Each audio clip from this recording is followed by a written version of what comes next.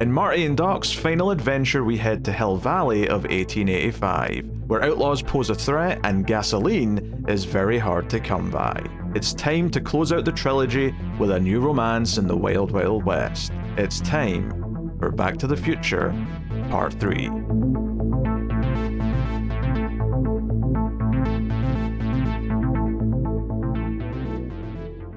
Welcome everyone to the Atomic Cinema Experiment. I am Peter, and joining me, as always, is David.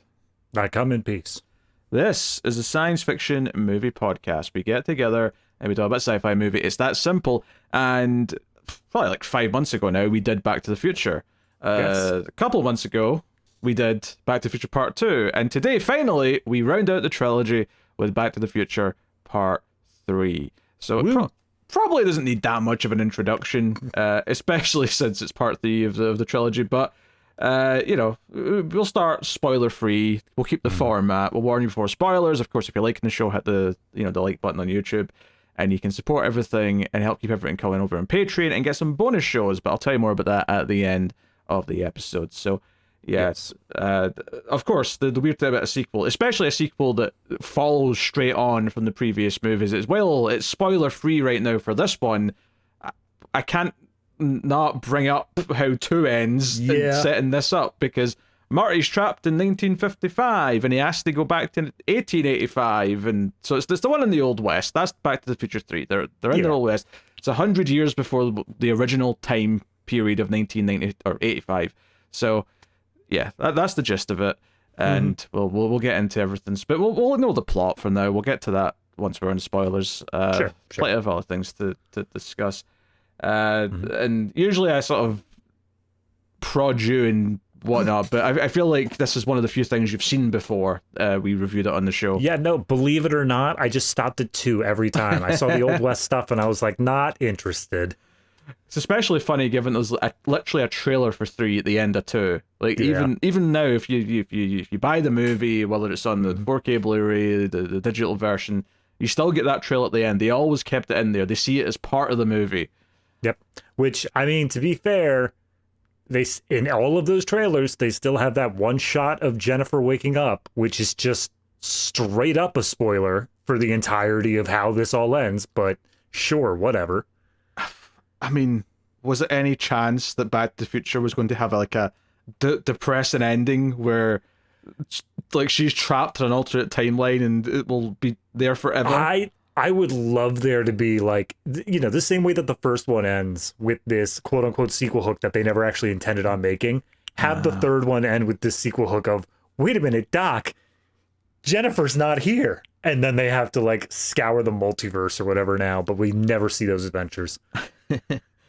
Yeah, it's interesting to get into this one because the cast is sort of redistributed. Obviously, not Marty and Doc. Marty and Doc are the main two, and that's just still the case. But and I think Tom Wilson, like I think he gets just as much with Mad Dog as Biff in the previous movies.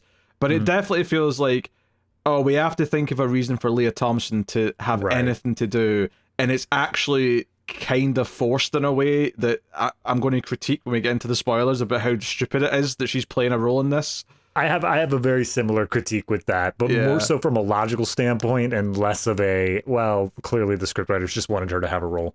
Well, it's both. They go hand in hand. True. They ignored the logic so they could do it because they wanted to, and it doesn't make any sense. It actually raises lots of questions about incest, if I'm honest, but that's another whole other thing. The McFly line is very strong in its genes. It knows exactly what it's looking for. So, yeah. Okay, what do you think about the Future Part 3? Let's I enjoy it. I really do enjoy this one. I think it is definitely the odd one out of the 3. If you just look at them from a conceptual level, the first one, it kind of develops the format, figures out exactly what it wants to do, plays a little bit with the time travel aspects of it. Second one, I've gone on record saying that I love the way that it expands on the way that the time travel's done, the split timelines and stuff like that. This one's a little bit of the odd one out just because it's kind of going back to what the first one was, but it's a lot less of the examination of time travel and such, and like even the parental, like, seeing your family do it over again. And it's kind of more of just a straight romance in a lot of ways. It's kind of, that's the main focus of it. And it's not bad. I do think there is a lot to this movie that is actually fantastically well done, but it is comparatively in all three, definitely the one that seems a little bit weird, all things considered. But I enjoy it. I think comedy is even higher than it was in the previous two. They've got a lot more funny beats going for it. There's a few moments of the pacing that I would critique just a little bit, and we'll get to that in spoilers. But beyond that, I think for the most part, it's easily rounding out the trilogy as another high entry. Yeah, I mean, it's a very good movie. And watching it again, having not seen it in a little while. I mean, all three of them I watched a lot growing up, so like they're all. No matter how long I go without seeing them, it just kind of feels like coming home every time I sit through them again. But watching it again and just like sort of appreciating kind of the craft of it a little bit more than maybe what I did when I was younger. It's still a very, very strong movie with some very witty, smart writing, and the relationship between Marty and Doc has arguably never been sweeter than it is at points in this movie. Obviously, Doc possibly having a romance and getting kind of a happy ending. And one of my favorite things examining that romance is how many beats of that romance, like not so much the overall like arc of it, but there's like specific moments that either mirror Marty and Jennifer or Marty and bizarrely Lorraine from the first movie when like Lorraine's like, because there's a scene in this where Clara comes to like the workshop and it's intentionally meant to be the equivalent to the scene in the first movie where Lorraine shows up at the workshop and they're like taking her back and like hiding the DeLorean and all that. It's the exact same thing, but Doc's the one who's like smitten, but right. You know, but he's actually smitten in that case because Marty obviously wasn't. He was like, it's my mom, yeah. Like, get away from me. So there's a lot of mirroring going on there that I quite appreciate. A lot of it's done really well. There's a couple of little jokes or a little callbacks that feel a little bit shoehorned or forced, but overall, it's a really solid movie. I do think it's the weakest of the three, and I think a part of that for me is actually a little bit of the ending. Like I think once, and I'm not even talking about like, I think the climax of like, you know, I'll just say everything with the train, right? I'm not spoiling it, but everything with the train, I think is solid, great, and I'll talk about why I think all that stuff is good. But it's the actual final kind of coda to the movie that I think is a little bit like sort of almost just goes into sort of generic Sacker in Hollywood and feels like, wait, this doesn't feel like it really actually matches up with what the movies have been saying the entire time. It's just all of a sudden, for the sake of tying it in a bow and have a happy ending, we get a little speech, and it just doesn't vibe with me. I'm okay with the speech they give at the end, but I think that I agree for a large portion of what you're saying in that coda just kind of feels like, how do we wrap this story up? And it's lacking in a lot of ways that I think make it a really satisfying ending. But I think my biggest problem I have with it is that there's a recurring thing that the coda capitalizes on of you really have to remember the first half of Back to the Future 2 with like zero reminders in this movie. Like this movie doesn't do a good job of. There's one, but even then, I think that one relies on you definitely remembering the first part of knowing exactly what happens. I think, honestly, the fact that Jennifer comes back and like pulls out stuff from Back to the Future 2 is like, you should have had something in the middle here to like really remind the audience what happened. Because even the beginning of this movie gives you a full breakdown of, they show you what happened at the end of Back to the Future 2, and then they have Doc reiterate what happened at the end of Back to the Future 2, just to like really sell it. Yeah, I'm of two minds, because I think there's some little things you can let slide and be like, no, this is for people who, you know, are big fans. They watch the, you know, and I'm thinking at the time, obviously these days everyone's like just putting them back to back, so everyone does remember it now when you're watching them. But I'm thinking, you know, 2 releases in 89, this is a year later, the summer of 90. Like, maybe the major fans all went and seen it like 2, 3, 4 times, and they remember Needles and whatever. And so when that stuff is referenced, I think that can be there for them. I think in the context of this movie, it just sets up the basic thing that Marty has to avoid, and then, you know, it pays that off. Now, I'm not saying I love it. Like, I was on the record in the last movie of saying that my least favorite thing about 2 is the sudden insertion of this chicken. I can't be called chicken, and it makes me go into a Hulk rage. Like, all of a sudden, Marty's got this problem, tick that he can't get over. All that stuff combined does make that final 5-10 minutes mostly just a little bit of like a, I don't know, just like almost like a little like 5 minutes of fan fiction just tacked on at the end, for in some ways. It just feels like the Hollywood ending. It just feels like, in any other movie, it may have just gone with like kind of the end of Back to the Future 1, that idea where he gets back, there's still one more problem he has to fix, the like saving Doc thing, but then like Doc just goes off on another adventure. This one feels like, all right, well, we're wrapping things up, and while there is this other adventure kind of idea thing going on, it feels so tacked on and so like impossible.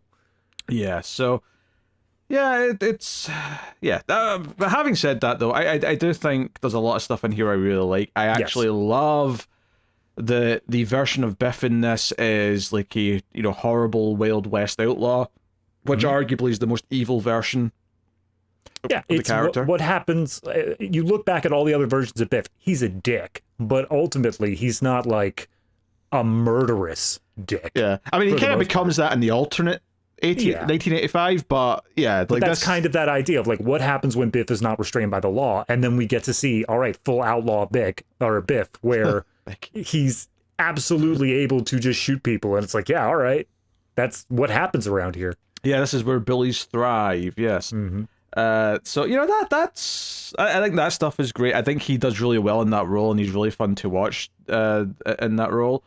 I think the visuals being such a change of pace, because obviously it takes place in what is going to become Hill Valley, and you see the clock tower being built. It doesn't really resemble that town square, which is fair. That's not a complaint, because it wouldn't look like that town square yet, because every other building is going to be torn down and replaced with like more modern buildings at some point, so it's fine. But because of that, it does mean that we can't copy the same sequence of shots of him stumbling into town like we repeated in 1 and 2 a couple of times. Like we can't repeat that. But at the same time, still have, yeah. But at the same time, I really do appreciate that it goes back to a simpler problem that mirrors the first movie's problem. And I said this before in one of the other reviews, but the idea is that in the first movie, we need this amount of energy, right? Which is meant to come from like plutonium, but instead we have to use a bolt of lightning and the blah blah blah. That's the plot of the first movie, right? That powers the time travel device of the car. I love that in this movie it's like, oh no, we've solved that. We got Mr. Fusion. Like that's not even a concern. We don't think about that. The problem then becomes the thing that is normal to us in everyday life. That's the thing they don't have because they're so far back in the past. I love that the thing they have to fix is much simpler in theory, but the time period just makes it nigh on impossible. And I think that is a really fun way of mirroring the problem of the first movie, but having it be this kind of more old school. And I mean, the stuff Doc's building in this time period is all steampunk stuff. He's like building like ridiculous stuff at his little barn that he's got, that he's the town blacksmith. Yeah, I mean, even before that, they say that there's, the lightning bolt caused some damage to the time circuits, and they show 1955 Doc turning a microchip that was commonplace in 1985 into like the full expanded wiring, and it looks very steampunk-esque. It looks like all these incandescent bulbs and giant wires and stuff like that just strapped to the hood. Yeah. It's because it's like this is the 1950s version of what that little chip can do. Is you have to build the big, which makes sense because if you think of what a hard drive looked like in 1960 versus what a little SSD is now, it makes sense that this is how tech is typically transitioned. So I think all that stuff is really fun. Like the actual Wild West stuff, the tropes of the shootout and all that's good time. So no, I mean, I think it's a really good movie. It is, I think, the weakest of the three, because ultimately 1 is basically perfect, 2 is a really fun, just them playing with everything, and it just feels so creative. This feels like it does harken back to the first one in a really nice way in some ways, but does a completely different vibe because it is the Old West. But ultimately, it's the one with the most imperfections, and that's okay. still really good. Yeah, no, I think what really makes it worthwhile is the fact that they are still capitalizing on, we enjoy these characters. Like, the characters have remained true to themselves regardless of the setting they're in. They still feel like Doc and Marty. And I think that taking them, what was enjoyable in the first one was Marty being such this fish out of water character. Him, like, you know, every time he would slip and say something from the 80s, people would just be like, what, huh? They bring that back here, but now it's both of them. Now both of them are just completely out of their element. They're constantly like, oh, yeah, right, that's not a thing yet. And they have to just kind of live in this era. And then out on top of it, like you said before, it's technologically out of their era as well. Like, Doc is unable to do things that he would normally be able to do no problem because there just hasn't been that much scientific advancement. So we get to see how he creatively problem solves these things out and how he tries to figure out these problems because of it.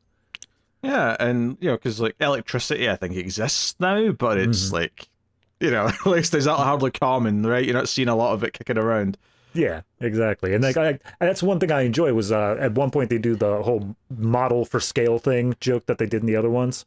And you see him having to do, like, this huge crank generator and these giant copper wires and all that. And it's like, yeah, this is probably just something that he knows how it works, so he's able to make it. But the technology behind it makes it so massive that all it would normally be is just a light switch, you know? Yeah.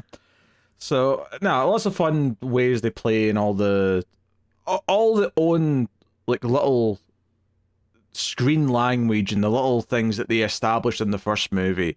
They play in a lot of that here, and, you know, I think it all comes down to there's one moment in this movie where Marty says, you know, great Scott, and Doc says, yeah, I know this is heavy.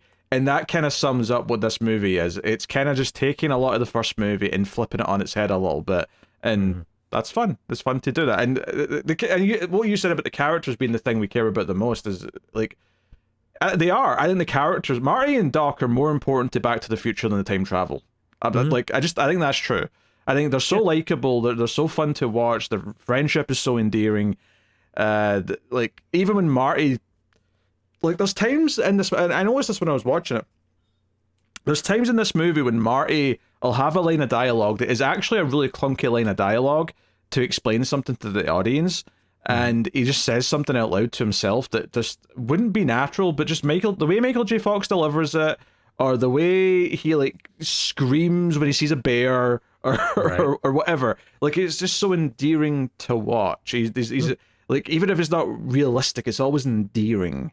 Oh yeah, I would love to see the alternate universe where it's Eric Stoltz in this role, because I guarantee you we wouldn't have a second and third. Like, there's something about the way Michael J. Fox portrays this character that just makes him so immediately likable, no matter what it is he's doing. And it's just like, yeah, we want him to succeed. Yeah. So, all right, we'll just say spoilers, because most of you have seen Back to the Future Part 3. Yeah. So there's no reason to sugarcoat too much. Although I will mention the music, actually, is that obviously Alan Silvestri's back doing the score. This one notably has a lot more new music versus 2 compared to 1, because it's got, like, a lot of, like, old westy style, like, things they've put in there. A more adventurous theme. The classic Back to the Future theme is still there. It's still used in the right moments, but there's a lot more of a new flavor to go with the Old West in this one. There's the Old West stuff, and then it kind of still fits in the Old West theme, but also just the romance themes that Doc's got going on with Clara. I think that's also something that, score-wise, is very well done. It's very subdued, but it's still, you know, I can hear it. I can still, it's recognizable as a theme. Yeah. So the movie starts with a replay of the ending of Back to the Future Part 1, which turns into the ending of Back to the Future Part 2. It's always confusing, no matter what. Yeah, basically, yeah. Once again, we see the clock tower, we see the ride down the cable. Marty goes, and just like at the end of 2, second Marty comes running out from behind, and Doc faints. So you get a little bit of a recap there. I think what I really appreciate, the joke that when Doc wakes up after having fainted in his own home, and he's like recording to himself, oh, the experiment was a success, Marty went back to the future and blah blah blah, and he's like, oh, and I blacked out, I don't know how I came home, I almost thought for a second that Marty came back, and Marty says, hey Doc, behind him. He doesn't respond to it, he just keeps talking to himself and turns around and sees him and screams, and then he runs and shuts the door. Again, they're referencing the first movie. This is the moment in the first movie where Marty sees the 1955 version of Doc for the first time. And it's not because he's scared of him, but it's a very similar moment where he shuts the door on him. Mm-hmm. He even calls back to the Future Boy line. He's like, oh, that's a very clever story, Future Boy, but yeah. Tell me, how would you know about all this? And he pulls out the letters from Western Union. Yes. So we get to hear more of the letter, of course, once Doc starts examining it, and we see, okay, he's already been in 1885 for a few months. He's buried the DeLorean somewhere in a cave so that the Doc of 55 can repair it with his instructions and get Marty back to his own time period. Which I'd never really have sat and thought about it, but like, yeah, Marty is stranded in 55. It's super cool of future Doc, past now Doc, to realize this and say, hey, here's the car. Like, you can get it repaired, you can get it fixed, go back to your own time, do whatever. It's crazy to me that this, plan that, what would it be, 70 years, that this car had to go unnoticed. Like, good on him that it managed to work out. Look, he did his thinking. He thought, okay, what doesn't get disturbed over the next 70 years? That old cave, that'll do it. Thank you very much. Now, all right, I don't want to do this for the whole review. There's like 3 moments that I want to do this for. This is the first time that I sat and I thought, and I'm like, okay, they're breaking their rules. So Doc went back to 1885. By sheer existence, he changed the timeline. There's now a car inside that cave that was not there on the original go-around. How is that there? Wait, hold on. How is this breaking the rules? I don't actually follow why this is breaking the rules. So they went back in 2. They went back to 1955. They're on timeline. We'll call it A. And then when Doc gets teleported back, when he goes back in time to 1885, that should have skewed off into timeline B, where now there is a Doc and there is a car. But for some reason, the car is still on timeline A. No, you're completely wrong, because the way the time in Back to the Future works is that things fade and the timeline changes. It doesn't go to a new timeline, it fades into the alternate timeline. Okay, so then shouldn't there have been some significant changes of having Emmett Brown in the 18... I mean, I guess it wouldn't be massive changes, but we should have seen something change, yeah? Well, there probably was changes, but it was probably nothing that affected Marty or Doc, so they didn't notice, and we didn't notice because none of it affects us. Fair enough. So, all right, I'll take that one. I'll take it. I guess I've never considered, like, what is going on in the timeline for people who are already later down the road. Like, we've always seen it at the earlier point, you know? It's what Doc says when Marty's concerned about Jen. She'll just wake up in the fixed timeline. True. All right. Makes sense. And they'll remember the old one still, is the key. Yes, that's the one difference, is they'll remember the old one, but they'll just wake up in the fixed timeline. So, and because the car's out of the way and hidden and no one's seen it, it doesn't matter that it's been there secretly for the last 70 years. It's not affecting anything. So, gotcha. All right. No, I'll accept that one. All right. That said, though, little bit of a thing I need to bring up here that's separate from what you were saying. All right. Now, admittedly, the thing I'm about to bring up, it can be fixed with a line, 2 lines of dialogue tops. It can, right? But a big part of the plot of this movie is that when Marty travels back to 1850 or 1885, there's too many dates in this franchise there. He cuts the fuel line, right? And the plot of the movie is, we have no fuel, we have to get up to 80 miles per hour, blah, blah, blah. Now, 1 line of dialogue would fix this, but technically, the car that Doc has just stored in a mine for Marty to discover 70 years later is still there. In theory, wouldn't that have gas in it? Yeah, there are 2 cars going on right now. Right? Now, admittedly, Marty could suggest that, and then Doc could say, no, it was empty. Done, right? Plot hole covered. But, right, technically, it It should have been considered. Yeah, it should have. Also, this is just a tiny little thing for me. Yeah. This has nothing to do with the plot at all, but I do kind of wish they would have mentioned in that same sort of line of dialogue of, do we need gas to fly? Are we able to fly without that happening? Because it should still have all the flying modules, right? No. It says in the letter at the start, it'll never fly again. The lightning destroyed the flying that's right. module. I forgot that was in the line. You're right. Yeah. Never mind. You're good. I'm paying attention. I'm picking these things up. You're right. I was just thinking back to the end of I was trying to remember all the capabilities the car had, because the question is, does the car require gas to fly? And based off of I don't know. Mr. Fusion, I don't think so. I think that it probably was just based off of fusion stuff. Like that makes sense to me. I genuinely don't know. Like I don't know if that's in any of the scripts to actually suggest what's fueling the flying part. Is that just the regular gas tank that's doing that? Or is that Mr. Fusion? I would assume everything that's future tech relies on Mr. Fusion. It's not a bad guess. I mean, I'm not really going to argue with you, because I think that sounds more likely, but they never actually say that. So, I mean... Yeah. Oh, the only reason I bring that up is because that would make sense as to why the car would not have gasoline in it. Like you said, it's already empty because it's able to fly around. Why would we need gas at that point? Well, I mean, the answer to that is because they're constantly having to, like, hide the fact that it can do all these things, because they're in time periods where they have to not be seen and so on. You say that, but the ending of this movie says, screw being seen. We're just going to do whatever the hell we want. Forget the ending of this movie. I'm just based on the logic so far. So anyway, so this first chunk of the movie, which is like, okay, read the letter, Doc, he reads this and he goes, you know what? Spending my retirement years in the Old West doesn't sound so bad. That's kind of nice. I sound happy in the letter. Not a big deal. I'll help you get home. Bada bing.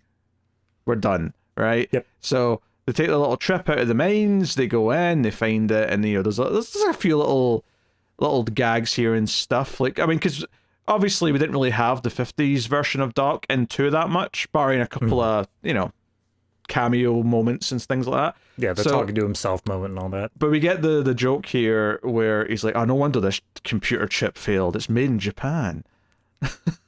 He's like, all the best stuff's made in Japan. And he's like, oh my God, you crazy future. What's happened? What went wrong? So, one thing that it's not as blatant and glaring as the Marty coward thing or chicken thing. But I'm a little bit weirded out the fact that this movie decided to just all of a sudden go all in on how much Doc loves the writings of Jules Verne. And I know it's important for like later plot points, but this felt like the sort of thing where filming back to back, they could have brought it up a little bit in the second movie, but instead it's just like all of a sudden here he's like, oh yeah, Jules Verne, here's all the books I read. He's my favorite no matter what, because it comes up multiple times. It does. I don't think it's anywhere near as egregious as the chicken thing, because the chicken thing with Marty is like something that's constantly happening to him, right? Mm-hmm. But with him liking the books of one writer, it comes up at the start of this movie because going through the mine shafts and finding like his initials on what where the thing's buried reminds him of Journey to the Center of the Earth, and he references it, and that's why he's telling Marty about it. So it's sort of brought up in a way, something inspires the conversation. It's the sort of thing that, you could go years without ever mentioning it because it's something, you were into as a kid. And it just happens to come up later in the romantic plot because she also likes that writer. But yeah. No, again, it's the same sort of thing where all I wanted was just maybe like one throwaway line in the second movie that just brings... I mean, honest to God, he wrote The Time Machine. Like, it could have come up for any reason. You could have said it about anything, because that's literally the whole plot of everything of this movie. But I just wanted one little line in 2 that maybe would have made this like, oh yeah, see the connections. We're making that work together instead of it just being solely focused in this movie alone. Yeah, so Doc, as they're loading up the DeLorean, they're getting ready to go home, he basically theorizes, hey, I could go look up the history books and see what my life was like, and like see when I died and so on and so on. And again, a big flip from the first movie. This is a really cool little like sort of flip actually. Is Marty's the one that says, hey Doc, you said you can't know too much about your own future. And it's just a really nice reversal of like Doc was the one that was constantly having to tell him that back in the first movie. Right? So they're like, fine. And he's like, you know what? You're right, Marty. You're right. I shouldn't know too much. But then turns out the dog is like whimpering because the dog sees the dog can read apparently. Maybe we should critique that. I could feel his master's aura from the grave. But he's over at a tombstone that says Emmett Brown shot by Mad Dog Tannen, and it's like a week after the letter was written. So while Marty was going to like adhere to Doc's wishes, because Doc said in the letter, "Don't come back for me. Go back to 1985. Destroy the time machine. I'm fine. I'm happy to be here. I'll miss you. You've been a dear." Like, honestly, I was tearing up a little bit when he started talking about how much he meant to him in the letter. But he's like, "Hey, don't come back for me. I'm fine. I can live out my days here." But of course, Marty finding a tombstone that says he's only going to live for a week is like, "No, I'm saving them, old man." Are you crazy? Yeah. Honestly, that's what I like most about this is that when Marty does finally go back, meets up with Doc, and he's like, "Marty, I told you not to come back." And like, it's still like a friendly thing, but you could tell he's being stern with him there. I like how when Marty explains it, Doc is like, "Oh yeah, no, like good call. I definitely would not have wanted that to just be a week left. Yeah, let's bail." Yeah, there's a lot of Doc pulling his faces. Yeah, and, absolutely. All the Christopher Lloyd isms that he does in his face. Yeah. I also like how that thing with Doc saying, "Oh, I could go look up myself in the history books." If you follow the actual timeline of the character, this is like 24 hours after he rips up that letter saying like what his future's going to be, and then he turns around just like, "I could go to the history books. Technically, it's okay if it happened in the past." Yeah, a lot of weird loopholes to this logic when you stop and think about it. They go to the library and like look up, okay, what the hell happened, right? Is it because Marty even suggests like maybe there's someone else named Emmett Brown. Like, I mean, it's not impossible. It's not necessarily you. But of course, they see the photo of him standing next to the clock. All these other things. I will say, do you know, I've never noticed this. And I don't know if it's just because I'm watching it, in 4K and all that now. But there's like a big, like, sort of tall bird's eye shot in this library they're in, and it's very clear that the surrounding parts of the library aren't real, but in the light, or at least at the very least, the light shafts that are coming in the window are definitely fake. They're definitely like painted on or something. I mean, that makes sense. And I'm like, oh, I don't think I've ever noticed that there was a sort of big fake quality to that. Like you could just go to a nice fancy library. I feel like you could have done that, but nah, guess not. They wanted him. I also, just for this library scene, it's so good with the exposition. Because not only does it clear up there were no Emmett Browns in there because their family didn't come until 1910. Like, it was, we don't have to worry about Doc running into his own family. It resets up the Mad Dog Tannen stuff because it makes sense Marty wouldn't remember that from the Bad Biff timeline of the previous movie. Sets that back up for the audience as well. And then also sets up the, oh, by the way, the McFlys were here as well. Just to give you that extra little link of look forward to that. Yeah. Although I do think the McFlys that are around in the past are one of my least favorite things about the movie. I mean, I'm all right with it. It's 100 years. It's 4 generations that just were in this general vicinity. I'm okay with that. It's not really so much about like a logic thing per se.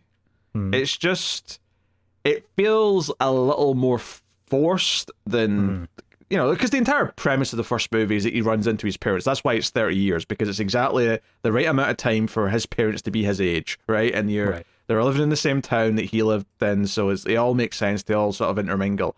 And I'm not saying it's far-fetched that, his great-great-grandfather is here because that's what, he'd moved and he has a dodgy Irish accent that sort of slips in and out.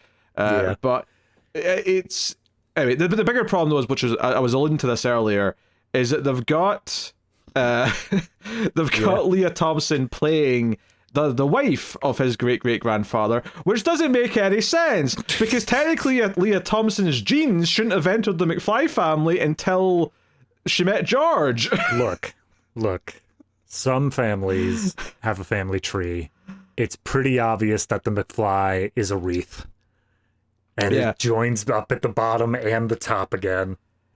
And and even arguably Michael J. Fox playing this character is a bit weird in some ways as well, because technically if Crispin Glover was willing to come back, it probably should have been him. Yeah, I have a feeling that this was written. I mean, obviously there was time passed in between, but I have a feeling that when this was initially concepted, it was Crispin Glover. It was always going to be, the parents just look like the parents going back and back and back. But yeah, obviously that wasn't. To be fair, the problem with Leah Thompson playing the wife would still be true if it was if it was a Crispin Glover playing the male role.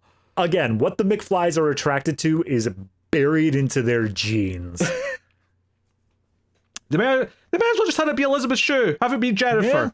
Yeah, honestly, that would have worked. And it would have given her something to do. I would have been happy with that. Oh, yeah, she doesn't show up until the last 5 minutes of the movie. So, she better needed. But then again, Leah Thompson wouldn't be in it at that point if he did that. So true, yeah. And you got a little trade-off there. You got to have her. Because that's the thing. Like, I love a lot of the ways they do fun callbacks to the earlier movies. I think a lot of them are quite inventive. But I do think one or two of them are a little forced. And I think one of the ones that's forced is they really wanted to do him waking up in the bed and being like, "Mom, I had a dream," and I'm like, this one, and it even feels clunky the way she says, "Oh, you're safe and sound on the McFly farm," and the way he sets up and goes, "McFly farm," I'm like, that just doesn't have quite the same ring to it as like any of the other ones did. So honestly, at that point, if he's saying McFly, like if somebody says that after everything I've been through the past week for him, I'd just be like, yeah, timeline shifted again. Now McFly's on a farm, whatever. Yeah, at this point, he shouldn't be surprised. He should not be shocked at the sequence of events. He's a little bit. That's one of my favorite lines in this movie is when they're planning out the whole train thing and pushing the car fast enough. It is when Doc tells him, like, you're not thinking fourth dimensionally. And he says, right, I've got a real problem with that. That's just, it boils down to everything I need about Marty, where it's like, he doesn't quite get the time travel stuff, but by God, he's got the gumption. Yeah, so obviously, like, I like the call to action. I like that Marty, while obviously doesn't like it, he's going to respect the wishes of Doc.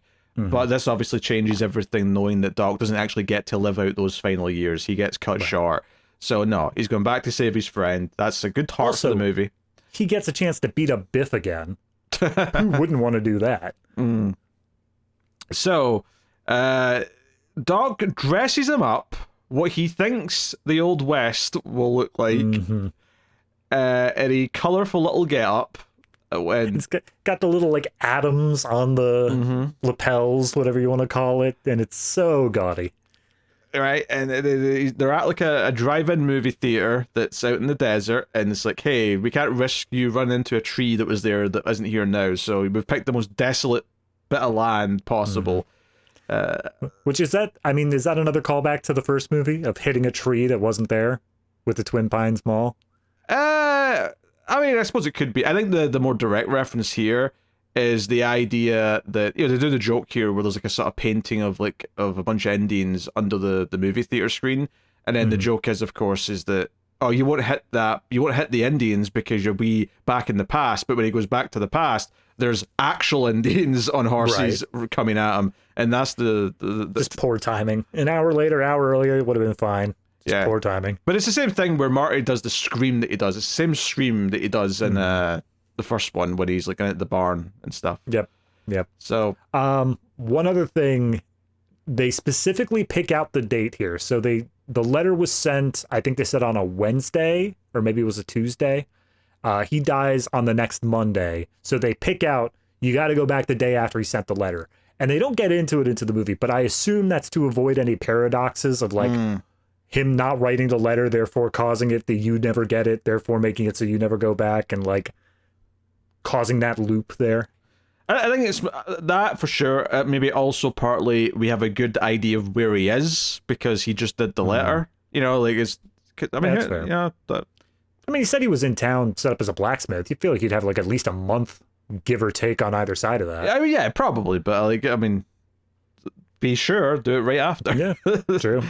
So yeah, off he goes, and like I cannot for the life of me, and this is not a complaint. I like it. I just for the life of me, I do not know why there had to be a countdown and why Doc has to fire a gun like a starting pistol for Marty to start the DeLorean. This isn't being timed like the first, because the first movie they have to time it with the lightning, so there was a whole like, we have to get it precisely. You have to go at the right time as a countdown. It doesn't matter when he can wait 15 minutes. He's got a time machine. It doesn't. He's going to go back to the same time no matter what. Literally, he could spend another 3 weeks here in 1955, like no problem. And then, all right, let's go. It's just it's a whole thing. Yeah, I mean, to be fair, they don't do that scene with any sort of tension. It's just a countdown of no. It's on your marks, get set, go. But it just, like, even that's not necessary. So I just it's one of those things I was thinking about as I was watching. Marty, like, has to drive away from the Indians, had to drive away from the cavalry. Well, the cavalry show up after he already parts in the cave. But he, the whole thing, there's a bear. He has to run away from the car, and ends up getting knocked out.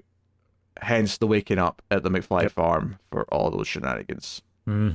So, I for all the McFly shenanigans, I mean, I don't know how deep in you really want to get, because it is basically just the meeting the family scene again, of getting established and saying, like, okay, what's going on here? What's doing all this? I will give it that this movie does not have nearly as many of the little flourishes that Back to the Future 2 had in terms of, like, getting characters to interact with each other. And so they have those little things. But there is one really impressive one I want to call out, which is they have Marty and his ancestor, I'm blanking, Seamus, was that it? That sounds maybe right, yeah. Yeah, Seamus, sitting at the dinner table. They've got his great-grandfather is a baby. And there's a sequence where Seamus passes the baby over to Marty. And if you watch it, it's super clear what happens. They have whatever her name is, Leah Thompson, cross in front of the camera just as the transition happens. So clearly that's where, like, the shift is in the editing, but it looks so good. It's done so seamlessly, and, like, it's all the same sort of craft they had back in the second one that just really nailed it. Yeah, I mean, I think this is fine for, like, him getting help, because his great-great-grandfather's like, hey, I'll take you into town tomorrow, I'll show you in the right place so you can go find your blacksmith friend, and he's kind of nice to him. But they kind of do a thing throughout the movie where, like, his great-great-grandfather keeps saying, I don't know, I've got a good feeling about him, Maggie, like, it feels like I was drawn here, something to do with the future. Like, every time he said something like that, I'm like, okay, that's just annoying and just kind of, like, shoddy in terms of writing. But my bigger problem with it is that fundamentally, they're just not that important. The thing, because in the first movie, when he wakes up in the Lorraine's family's house, right, is that, well, the rest of her family aren't that important after that scene. The interaction is completely important, though, because it's the start of Lorraine falling for him, which is a huge fundamental part of the whole movie. So there's a great sense of purpose to it all. Whereas here, it feels like it's just a stall point before we get to, like, the movie proper. Yeah, it feels like it's the same sort of time thing where they just wanted to have the family scene. They had it when he woke up in the Bad Biff timeline. They had it in the first movie. I think they just kind of wanted to redo that scene again, and it's not quite as much of a stall as I think you're making it out to be, because strangely enough, those two, especially Seamus, is where the entire chicken plot kind of resolves. He's the one who's kind of the one who makes it so it's not so much of a random thing and is elaborated on a little bit and actually allows it to reach a conclusion. But yeah, I don't think for majority of the plot, especially none of the docking him getting up to 88 miles per hour thing, he doesn't play any part in that at all. No. I mean, okay, sure, yes, they use that character to talk about the chicken thing because Marty has a great uncle who had the same problem. He didn't like being called the chicken. Martin McFly. Yes. But I like that just feels like thin writing to me. That doesn't feel like it gives it any weight, this whole chicken thing. It feels just as shoddy as that chicken thing is in the first place, of like inserting that into these sequels. So I don't know. I appreciate the fact that at least they did something with it rather than Marty just coming to it on its own. Like he had to have someone talk some sense into him and say, hey, you got to think about your future. You got to think about where you're going. And yes, I know that's Back to the Future. They talk about that all the time. But at the same stroke, I think that it is a good job of selling it where he's shown the direct consequences of somebody in his own like bloodline saying like, yeah, you're going to end up dead if you do that sort of thing. Like, just the scene where Doc kind of brings it up, just have Doc say a bit more. Have that there you go, done. That's all you need. All right. Because we actually care about Doc's opinion because he's an important character. So Fair enough. I think the weakest part of the movie, other than maybe some of the Coda stuff, is the ancestor McFlys. They feel kind of superfluous to me. So yeah. So, yeah, I mean, I don't think we really need to talk that much about what happens at the cabin. It's just kind of no. Oh, look at this! Oh, look at that! They've got dirty drinking water. Isn't that funny? So everyone thinks Marty looks like an idiot, which again is kind of a callback to the first movie with the life preserver thing. Now you're saying that they don't do the same stumbling around the town square. Well, thing. they kind of. What I mean is that it's not the same shot sequences exactly because they can't do the same shot sequences because it's a different layout. Mm-hmm. No, yes, I agree with that. He walks down like a straight road. Basically, he doesn't. It's not the same as the town square. But that's what I mean. I'm not saying they don't do a similar moment. Yeah, because he enters the town square and all that, and then the first place he goes to is the saloon, which obviously is the same as the corner cafe that he was in the previous one. So I think they still managed to get that mirroring down, but you're right, there just isn't as much there for him to really look at. So yeah, they all make fun of his outfit. He decides to go by the name of Clint Eastwood, which they think is a stupid name. And I was thinking this is not a critique of the writing, I'm just like, but I feel like for Marty picking that name, Clint Eastwood is the actor's name. That's not the character he played in any of the westerns. So his logic isn't even sound. Would you rather he say, "Hi, my name is Nobody"? I'm the man with no name. I mean, yeah, they'd have been like, "Oh, what does that mean?" That's spooky. Like, wow, you're drawing a lot of attention to yourself. One of my favorite little details about the movie is that obviously he looks stupid here early on, but by the time he actually has the show with Mad Dog, he actually looks like he's wearing the outfit that Eastwood wears in Good, the Bad, the Ugly. I think that's a really intentional, nice little choice where he kind of becomes Clint Eastwood over the course of the movie. So yeah, I really like it from Doc's perspective as well, because the moment the Doc meets up, I'm just like, cool, we're getting you out of that outfit. You are going to get shot. I mean, you're missing the best part of that, which is what idiot put you in those clothes? And then Marty smiles and says, "You did." Yeah, that's a great line. So yeah, Biff or Mad Dog Tad. I'm probably just gonna call him Biff sometimes. You know who I mean, that's fine, right? Yeah. But it's a great little bit because we get the McFly. I told you never to come in here, and you're like, wait, why is he saying that? But he turns around, and of course, he does look like the McFly he knows, and he's wearing his hat. So there's enough reasons why you would think it's him. So, I love that. That's just become a trauma trigger line for Marty. Like, the moment that he hears McFly, he does the slow, sweaty turnaround. Like, how does this keep happening? Yeah. And obviously, the whiskey, which has, like, dry ice coming out of it. It looks like something out of Ghostbusters. It's like, like something poured from an ectoplasm. Yeah. Although, notably, the whiskey later on, when it's getting poured for Doc, doesn't have that. That's just the effect for Marty, just to scare the shit out of him. Because he's a minor. He's not allowed to drink. It's scary to him. Were there drinking age laws in 1885? I doubt it. I highly I doubt it as well. Do you know what I love about that? Actually, there's a little detail here I do like, is that the bartender says, "What will it be, stranger?" And Marty pauses and he thinks about it. He's like, "Oh wait, you know what? I sound like an idiot in 1955 when I said Pepsi free, because the guy had no idea what I was talking about. So I'm going to ask for water. There is no way that water isn't a safe choice." And the bartender says, "Water? If you want water, you go out to dunk your head in the horse trough thingamajig." It's not even just water. He screws it up a little bit more by requesting ice water. Oh, yes. It's like, yeah, where are we going to get ice? Look around, idiot. Which actually, even that line's a good setup for later, because Doc actually does dunk his head in that water later on. So, yeah, nice. Yeah, again, nice little writing setup and payoff in there. Yeah. So, yeah, Mad Dog gets pretty pissed, though, at Marty, Particularly when Marty calls him Mad Dog, and it turns out he hates that name. Like, that's the name the papers have given him. He's not a fond of that name. Which, I mean, because of when he was reading it off in the library, he's like, because of his tendency to drool, people called him Mad Dog. And it's like, yeah, I'd hate that name too. So, yeah, I mean, there is some moments in here that feel like they're a bit more, like, I don't know, like, there's like a type of comedy that seeps in a little bit here, and this is one of the moments of it, where he starts shooting at Marty's feet and says dance, and Marty, like, turns into the moonwalk, and it confuses them, and I'm like, this is a weird joke. Yeah, but I get what you're saying, and, like, yes, it is, but it kind of just feels like the natural Flanderization, you know, that idea of, okay, Marty was the kind of guy who started doing heavy metal riffs at a 1955 concert. Like, yeah, he'd be doing this here.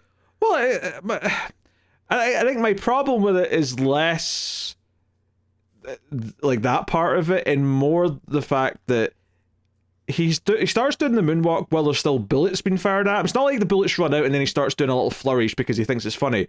Right. He's doing the moonwalk while still, like, getting shot at, and I'm like, no, you should still be scared shitless, Marty. You're being shot at. He is. That's his natural defense mechanism. Okay, all right. You get scared, you just start doing the moonwalk. Yes. But yes, they give chase out of the saloon. And, I mean, all the other Biff chase scenes results in Biff immediately getting humiliated by Marty. Credit to this one, it makes Mad Dog feel like that much more of a viable threat when it's like, no, we're gonna hang Marty. He's going to be killed in front of our eyes. Yeah, he gets lassoed and dragged across the ground, and then he's about to be he's actually up. You know, he's hanging, and that's just when Doc makes his big entrance. And Doc has made himself, with his technology knowledge, a sniper rifle lens, and he could do very precise shots. And he comes at it hard too. Like he's not just a meek little scientist or anything. He's got the gun aimed at Biff after that point, and he's like, I could shoot a flea off a dog's back and it's aimed at your head. What are you doing? So yes, Marty and Doc reunited, and there's a whole sequence here where they're basically just getting ready to leave. They don't really know that there's a problem, that they're going to have to solve anything. It's not until Marty eventually says the gas tank got got punctured he says or it whatever. So casually, he's just like, oh yeah, by the way, we got to get some gas. Fuel line broke, and you just see Doc's face drop, just like, you did what? To be fair though, I totally buy that a teenager wouldn't think that in 1885 that gasoline just wasn't around. Honestly, I'm giving him double credit, because the next thing he doubles down on is, what's the problem? We got Mr. Fusion. Like, that's totally viable, of just like, we have fusion powered stuff and you never hooked it up to the wheels. Yeah, I feel like there's probably, I mean, don't know, they've got a time crunch because they have to go before Monday, because Monday's when Doc's going to get killed, so they do have like a time limit. But I was thinking that if they had like a few months to like stay here and let Doc do his science wizardry, surely he could rig up the engine to run from Mr. Fusion if he really, like, because it's all just energy. Yeah, well, I think that's kind of why they do the next little montage sequence where they show him like, okay, let's do it by horsepower isn't fast enough, and then they tried this really powerful whiskey, and that ends up blowing out. Yeah, of course that didn't work. We'll just put whiskey in it. Hey, back in those days, if it's got a kick, it works. Right, and I love the theorizing, and he's like, oh, what are we going to do? Like, you know, horses didn't work, we can't pull it. Maybe a big hill, but it'd have to be smooth. What about ice? Oh no, we're in the desert. Where are we getting ice from? Well, I love he's got the ideas, and Marty, like, every single time just keeps knocking him down, like, Monday, Doc. You have less than a week. Let's do this quickly. But ultimately, you hear the train come in behind, and they go, wait a minute. There's one thing that might get to that speed if we could push it. I love the way that this conductor talks. He's just like, well, I've heard one guy able to get his train up to 50, and personally, I think they could get up to 70, but 90, shoot, I don't know if it's ever going to get that fast. Don't worry. Doc's going to juice it with some like weird explosive stuff for the furnace later. He's going to juice it with some science. Yeah. It's just dynamite. Like, he just dressed it up, but it's just dynamite. It's color coded. He's got wrapped in 3 colors. This whole thing. So, right. So this is probably where I have to start talking about Clara a little bit, because Clara is actually mentioned on his tombstone, which actually I think raises some interesting questions. Yes, so that's where I was coming up. That was going to be my second one of timeline shenanigans of how this works. Well, I don't think it's a mistake. Like, I assume you were going to bring up, because it probably falls into how I explained the other one. But so the setup here, they're sort of talking about the train plan, right? And they're like, oh, this train tracks, there's a bridge being built over this ravine. And Marty's like, hey, but the thing says it's not finished. And he's like, oh, it doesn't matter, 4th dimension, blah, blah, blah. Like, when we go to the future, it'll be finished. And it's like, hey, it's got a different name. That's weird. It used to be called the Clayton Ravine. Yeah. And obviously, when they're out there scouting the location, they have the big thing where Clara, or her carriages, the horses have panicked, they've run away, they're going down the hill, they're going to run off the ravine, and Doc rides up like a hero and saves her, right? It's a whole thing. And because the tombstone said, survived by his beloved Clara, they theorized a little bit. Who's Clara? What? I don't know a Clara. And I actually really like that, because Marty obviously expects him to know what this is, because, like, he's been here for months. You've been here for months. You're dead in a week, in theory. You should know her by now. And Doc's like, I don't know. And then, like, Doc's told, oh, by the way, can you go and greet the new teacher? Her name's Clara at the train.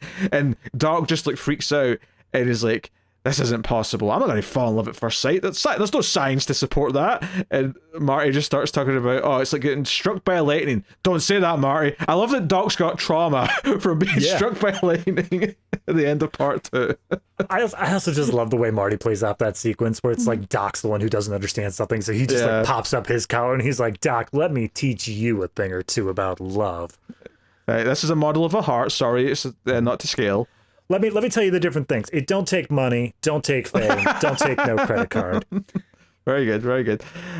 So they have this meeting here where he saves her, and they take her like to her new cottage that she's moving into. And Doc's clearly smitten. She's clearly smitten. They're pausing. They're not like speaking clearly. Well, clearly, but they're hesitating. There's all these little awkward little glances and it's just every time that they go to like end a sentence, it's just like, oh hi, thank you for saving me. I'll see you around. Oh, you'll see me around plenty. And Marty's like, Doc, we're leaving on Monday. What are you talking about? Right? You're making some big checks here, buddy.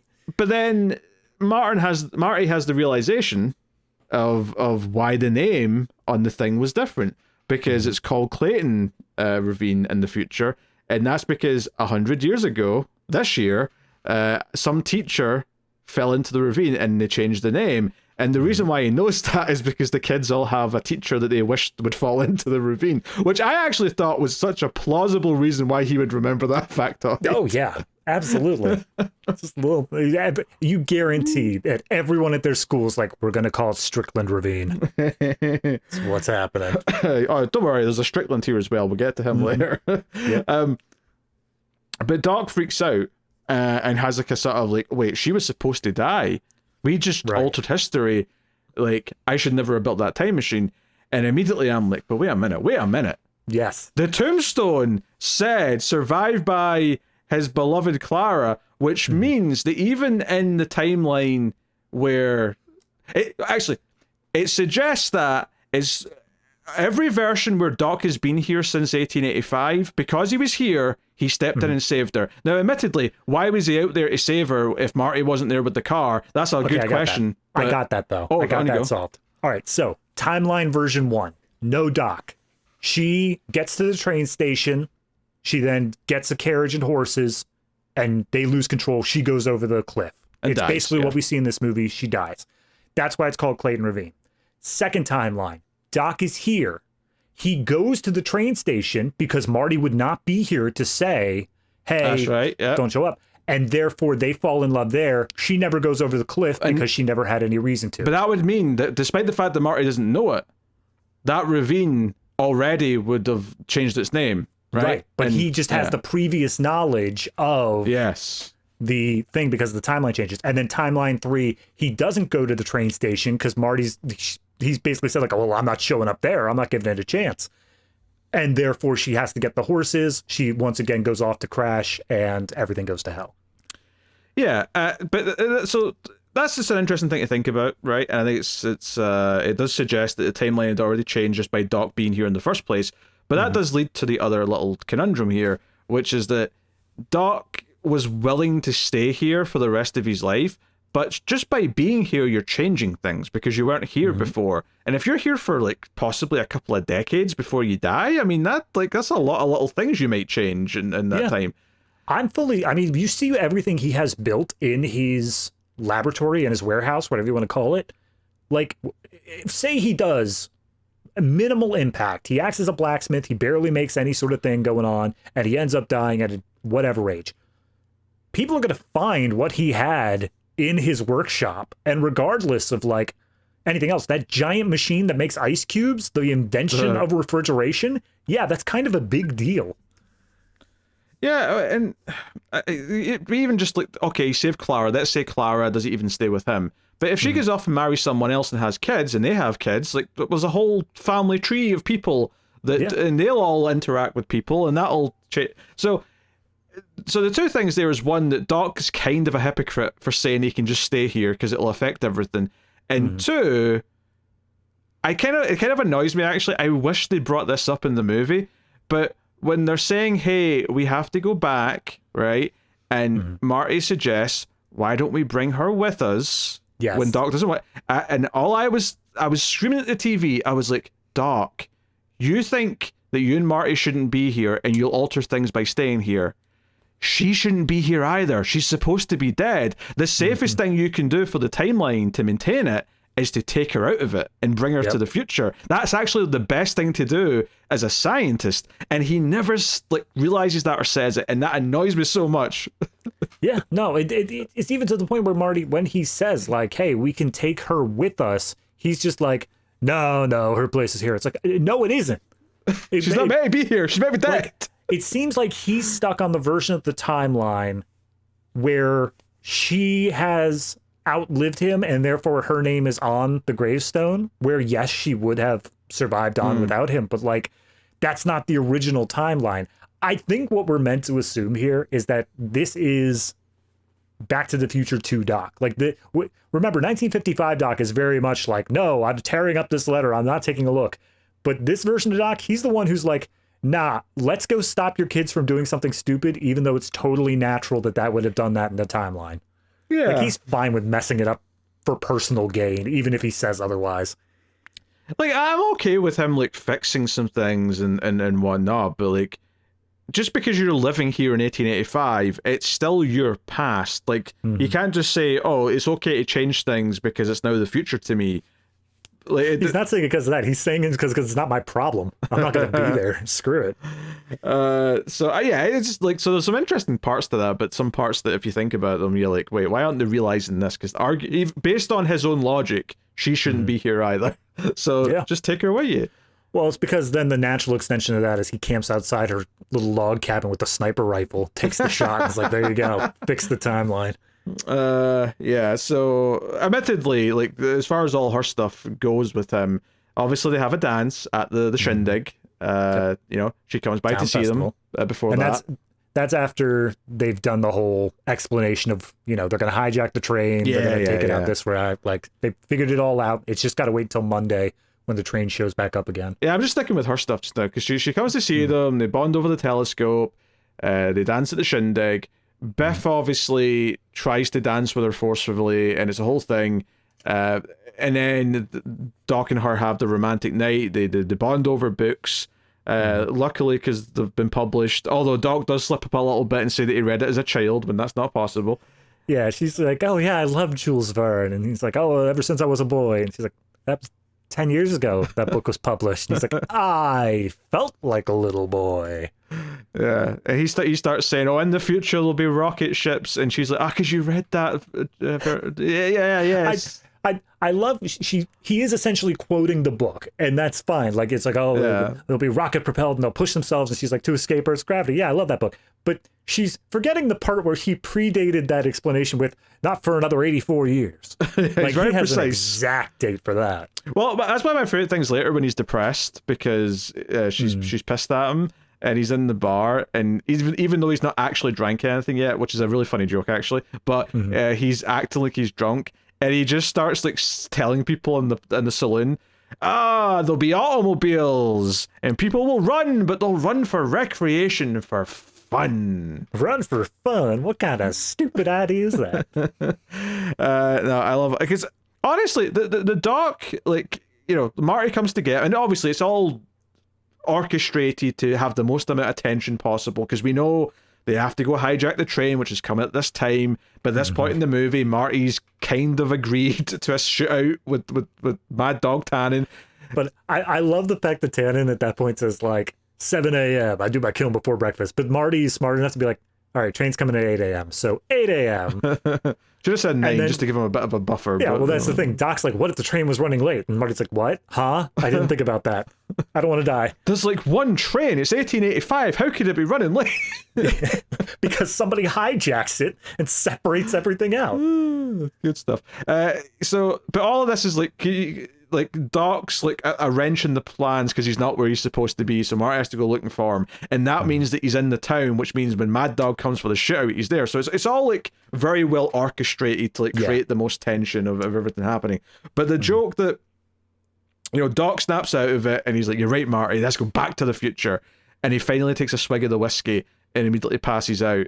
Like all of the like this little like mini plot that happens of like how do we sober up and wake up Doc is just cartoon logic. It doesn't make any sense. Oh yeah. But it's the performance of Christopher Lloyd as he like wakes up screaming because of this wake up juice that they've made for him, and then dunking his head in the water and everything. Like all of it's so entertaining that you, like I can't fault any of it. Oh yeah, no, it's absolutely just a cartoon scene. Like that's all it is. The entire way from him screaming wake up, even the making the juice. Like it's such a cartoonish list of ingredients as they're all dumping it together. But yeah, it's 100% just all right, how do we force Marty to be around during the Biff thing? And even then, they don't really. They kind of like halfway force him into this because he comes to the realization of like, I don't care that he called me a coward. I'm not going to go fight him. Like, yeah, he's I mean, got a gun. That's like his arc. That's the end of his arc. Well, it's not the end of his arc. Technically, the end of it's the, you know, the coda, but it feels like the end of his arc, and then the code is just kind of and we're showing that the lesson stuck. Yes, that's very precise. Because that's the thing. You know, obviously at the shindig. Mad Dog tried to challenge him to a duel and called him yellow, which of course is just 1885 for chicken. And Marty has to turn around, and that's when it obviously prompts his great-great-grandfather to step in and say, tell him about his brother Martin that's had some issues and ended up dead. And then, of course, Doc also gives him the little thing where, hey, you not being able to back down from things like this is what leads to your accident. And then he's like, what accident? What happened? And he's like, oh, I've said too much. He's like, oh, right, that was Jennifer's plot. Sorry, I got confused. I can't tell you. I can't tell you anymore. So it's... I mean, this is the thing. This is it ties into the final speech of like, oh, the future's whatever you make it. It can be whatever you want it to be. It's not pre-written, yada, yada. And obviously, the moral behind it, which is, try and give yourself the best future possible. It's all about like making the right choices. It's all about finding what makes you happy and whatnot. That's a fine sentiment. I don't mind that message being in there, but having Doc literally say, the future's not written yet, I'm like, well, yeah, but only from the perspective of where you are in time. As soon as you go back in time, you're manipulating the future or the past or whatever. It's a weird, because obviously written down on paper, said out loud, it sounds like a great like little moral, like, oh, you know, don't worry about predestination or like cause and effect and stuff like that. Whatever's going to happen is going to happen. It's like, great, cool. But all I could think of is the bad Biff timeline. And I'm like, well, that one obviously shouldn't happen. That one shouldn't be written. So there has to be some level of predestination that actually needs to happen. Yes. So yeah, I mean, it's a bit wonky. It doesn't really fit in with everything that the trilogy has done, honestly, up until that point for me. But it's anyway. So also stuff at the shindig. They take the photo of the clock. There's like a cult guy who's got like a little shooting game that Marty ends up being good at, and they even set it up as a reference to that thing from the last movie where he says, "Hey, you know, what's he says about a baby could do it?" It's just the arcade game where he's like, you got to use your hands. Yeah, and I remember what they said in the second. I mean, in this movie, what did they say about? He said something about it's like a gun so safe that even a baby could handle it. Yes. Or something so like that's that. a reference to that. You know, you have to use your hands like a baby's toy. And then Marty obviously does very well, and shoots all the targets, and the guy's very impressed. I love the fact he turns around. He's like, "Where did you learn to shoot like that?" 7-Eleven. Dear. We don't have 7-Elevens here, so when I was young, I did not get that joke. I mean, we have 7-Elevens, but I've never seen, at least in my lifetime, one with an arcade system in it. Like, it's just a convenience store. I buy that was a thing in the 80s. Oh, probably. Just to make a little extra quarter money, I'm sure. But nowadays, no way. Yeah, I've definitely watched old movies where there's like one arcade machine in like a store in the corner. And there's that one loser kid who's always playing it. Like that. Nothing better to do on a Saturday night than go to 7-Eleven and play the arcade. Oof. The other thing that happens at the shindig, just in terms of the references to modern day stuff, is he eats a pie and at the bottom it says Frisbee. And so he like shows that to his ancestor. He's like, "Hey, Frisbee, far out." And they do that thing where it's like, "What do you mean far out? It's right in front of you. What are you talking about?" Yes, and then he uses it as a Frisbee for saving Doc when he's going to get shot. Because when Mad Dog and his gang come in, Strickland, it turns out, Strickland's ancestor is the marshal. I think that's Strickland's dad, if I'm being honest with you. Maybe his grandfather, but you say ancestor as if there's a lot of time. It's not his dad. It can't be his dad. It's not. There's no way the timeline works out for that to be his dad. Well, they keep on making jokes that Strickland is old as hell in the first one. And I know it's just like them making fun of him, but like I love the idea that Strickland is like 110 years old. But you see this guy's got his son with him and he's imparting his lessons and saying you have to be firm, son. And like keep in mind Strickland's still alive in 1985, so he would be at least 110 years old if this was him. That being said, I do think grandson, grandfather, that much works. I don't think it's that far out. That would mean he was born in, let's say, like 1920. I mean, he's 60, 65. I mean, saying he's 65 and the 85 part's a bit of a push, but it's more believable than 110. Yeah, no, absolutely. So anyway, so these, get all these little bits played out. So yeah, it's I mean, the whole Clara thing is that, Doc's really heartbroken and he says to Marty, "Hey, I'm staying. I'm not going with you. I'm in love." Marty talks him out of it by saying, "You're a scientist, Doc. Think about it like a scientist." And he's like, "You're right, Marty. You're right. I want to say goodbye." And then Marty's like, "Oh, that's a bad idea. It's going to be messy. And what are you going to say to her? Like, how's that conversation going to go?"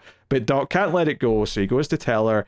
And when she says, "Just tell me the truth, Emmett, I love you," he's like... He tries to preempt it with all the stuff of, like, I got to go back where I came from. I don't belong here, but please. She begs for the truth, and he's like, "All right, I'm a time traveler. I came from 1985. And then she's pissed because she thinks he's making fun of her and telling her a bunch of nonsense. Yeah, so he's literally quoting Jules Verne Time Machine book, just being like, "Oh, I love that book so much that you're going to use it as a breakup line. You suck." Yes. So of course, two of the guys that were in the saloon who heard Doc go on and on about Clara all night end up like being behind her in her train. And there's a little detail here that I don't think I've ever actually quite got before. Is that she actually is getting... Well, I don't know no, she's not, because it's like a cargo train. But I wanted to say that because the train she was getting seemed to be at the same time that the train that Marty and Doc were getting on was. No, it is the same. It's the same train? It's got cargo and passengers. Okay, it's all in one. Right. Yeah, it's the same trick. I think it's the 8 a.m. train, right? So, this is valid then. The detail I like here is that they end up running late because this whole shootout nonsense, right? Because they have to fight Mad Dog, and it's a whole thing. Right. I love the idea here that if she did not stop that train and delay it by wanting to run off to go run to Doc, they might not have caught up with it. The train might have just gotten too far away and they wouldn't have got it. It's a nice little detail. It's kind of the reverse of that idea of the first movie where the alarm clock goes off to tell Marty to floor it, and then somehow he still has an extra 30 seconds where he's just able to finagle around. This is like, no. They missed the deadline, but it's okay. We have an explanation for it this time. Yeah, I mean, maybe it's an argument for, I don't know, fate, I guess. Like, well, yeah. That's whatever Seamus is high on. That whole, like, I feel like I gotta be here today. It's like something about me future. Yeah. I don't need, like, feelings of prophecy in my Back to the Future, you know? So, shut it, Seamus, is all I'm saying. Yeah. So, I mean, as long as we're just going through the plots, just to wrap up Seamus's thing is he's kind of given Marty the wide eye during the whole Biff calling him out thing, and like Shane, like, hey, you don't got to do that. And then when Marty does finally go out and does it, he does it the proper way, I guess, that Seamus is cool with. And he gives Seamus the gun and says, hey, yeah, you can go ahead and sell that gun. It's worth $12. And Seamus is like, all right, bye. Enjoy your time. Yeah, although you kind of glossed over the good parts there a little bit. I mean, what was I figured we'd go back for? I figured we'd go back for the whole Biff timeline. Well, yeah, no, it's just because like the the whole, like he does decide not to do the shootout. Like he doesn't, like he ends up in it because he has to, because like they're kind of forced into to save Doc. But he chooses to go out the back door and get away. And it's only because they're shot at and they're pinned down and Biff and that get Doc that he's like, I have to go out there now to save Doc. So again, it's this the friendship, the love between Marty and Doc, that forces him out there.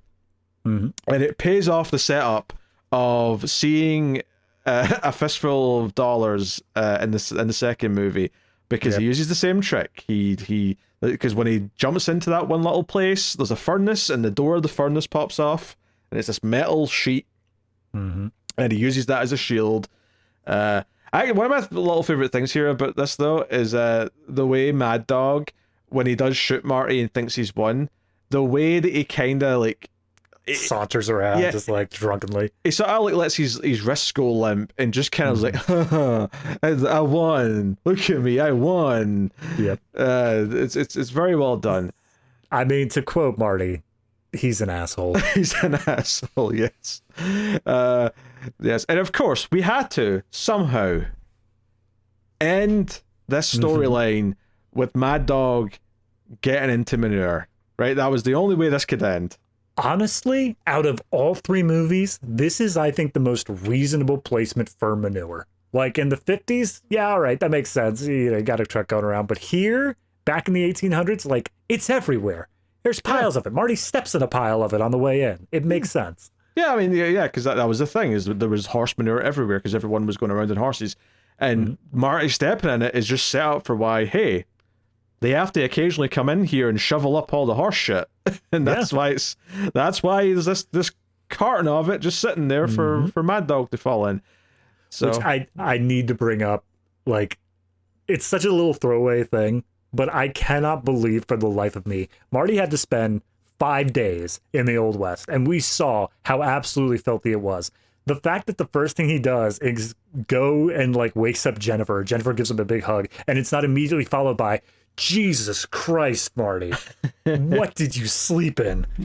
Look, the McFlys have got good genes. They're BO, just It's not BO, it's just filth. It's manure. He's around it that long. No, like the McFly BO is like a nutrient. It kind of it's aphrodisiac. Yeah, it sort of balances out any bad smells that might be on the clothes or anything like that.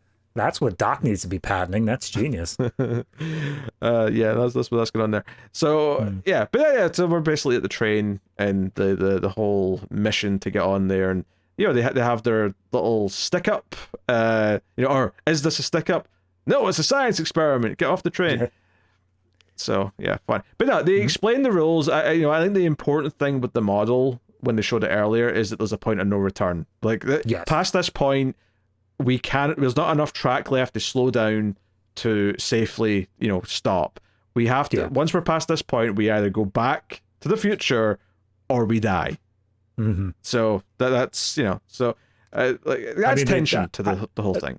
Yeah, during the model, I also like the Doc throws out there. It's just like, and what happens to the train? Oh, it's a spectacular wreck. It's going to be a huge fireball. Too bad we can't stay to watch it. But then as the audience, it's like, now we get to see. Yeah, we get to see the train wreck. Yeah, maybe they'll call it Train Canyon. Well, when they got back, did you not see the change name? I didn't notice, no, was it? Yeah, the sign, it was now called Eastwood Ravine. Ah, very nice. Because Mr. Clint Eastwood went over the edge. Very nice. Well, that was the other thing, is the photograph of the tombstone changed to Clint Eastwood at one point for because Doc says, hey, it might be your name on there, and I was like, no, I think it'll say Clint Eastwood. Yeah, it'll have a name on there that represents Marty. So yeah, all fun stuff. Yeah, but yeah, the train bit, then like speeding up, they explain the things well with the different colored of like, you know, yeah, the dynamite basically that's going into the fuel. Yeah, I think it explains it well. It works well in the third act, especially because they got that little dial that Marty keeps an eye on that shows the colors. I do kind of wish that it would have been at least just like brought up during the model section where he's just like, and I'm working on some special fuel or something like that, just because it feels like it's thrown in here at the very end of just like, and this is how we're going to deal with the heat of the furnace thing. Don't ask questions. It'll just work. Yeah. What's so funny is that I paused it at one point during the sequence because Clara is like riding up in the horse to try and get to them. And it's before they're going too fast off, because obviously if it was going up, past 50 miles an hour, she's not going to get there in the horse. But before they start doing that, she's able to like jump onto the back of the train. And I paused it at the exact moment where it was just her legs in the air with Sky behind her. And I didn't mean to. I just paused it. I had to go and get something. I was like, oh, that's a funny pause screen. Yeah, absolutely. It's such, because the acceleration kicks in, the dynamite explodes, and it's just a straight acceleration boost. So everyone gets a little bit flying back, and you just see her like full, like a dummy pretty much, just like, whoa, just straight out to the side. And I'm like, there's no way that for a moment there, they didn't get up to 88 miles an hour. Like, that's that fast, that quick to be able to cause her to fly up like that. I don't know. So she actually spends the time trying to, get to the front and is constantly shouting Emmett, but the sound of the train is so loud that it's she can't hear it. Which did make me question, like, can they really hear their walkie-talkies with all this noise? I believe Marty can hear his, but Doc, they show he is tucked down into his coat. No. No way. Not a chance. But yeah, he's almost about to jump off the train to get to the DeLorean, which is in front of the train, of course. And that's when Clara, who's now made it to the actual cabin of the train, the actual driving train car, she honks the horn. As I like to call it, the horn, do you? I can't think of what else it would be called. I'd call it the horn. Yeah, Honking sounds wrong, but the horn sounds right. Yeah. And of course that lets him know there's someone there, and he sees her, and she's like, I love you, Mr. Brown. So he starts crawling his way back to, he's like, there's no choice, Marty, we have to bring her with us, the circumstances demand it. But of course, because the explosion in the engine when they're trying to get the speed up, it makes the railing all kind of fall apart. She's dangling upside down. Doc's barely got any footing. Marty has to pass the hoverboard to give him a fighting chance. Again, Marty, this whole time, like, he's not doing anything, but he's what's causing the tension to stay high, because every single time that, like, they hit a certain speed thing, he's yelling it out. Every time the new log's about to explode, he's freaking out over the radio. He's the one who's getting the tension ratcheted up because of all of his yelling. Yep. And it gets to the point where you really like, wait, we're getting pretty close to the end of this track, and yeah, the hoverboard thing helps save them, right? He's able to get her, but they end up just sort of like hovering off. And I'm like, oh, Marty's going home alone. Like, Doc's not coming, and it's kind of like, oh, it's a bummer. I feel like that must have actually like shocked audiences at the time. That must have been an actual surprise of like, oh my God, they're abandoning Doc here in the past. I thought for sure it would have, gotten him back home as well with her. And and of course, one of the first thing they do, because Marty's on the train tracks, and there's a whole funny bit here where he's like the crossing, and he's like going past all the cars. But it's like Doc did mention it. That train track is in use in the future. And like within like a minute, he sees a train coming towards him and has to jump out at the last second, and the DeLorean is just destroyed. It's just obliterated.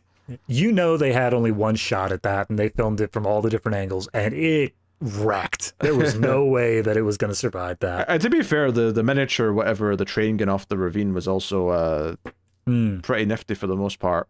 Oh, yeah, absolutely. It was a fantastic fireball. Loved it. Yeah. One thing I did want to bring up about the train scene, though, and kind of the whole movie overall, is I love the way that despite the fact it had no part to play until the very end, they kept reminding you that the hoverboard was a thing.